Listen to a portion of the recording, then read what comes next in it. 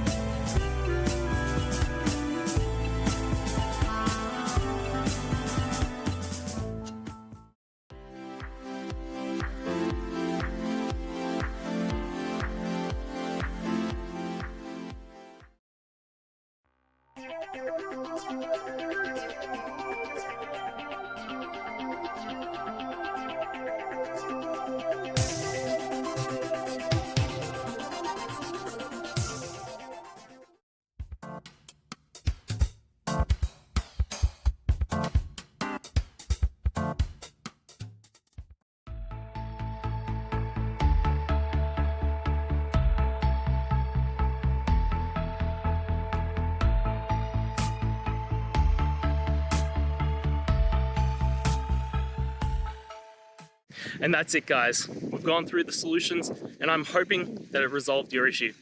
If it did, please hit the subscribe button. I'd really appreciate it. And until next time, I hope you have a good one. Cheers.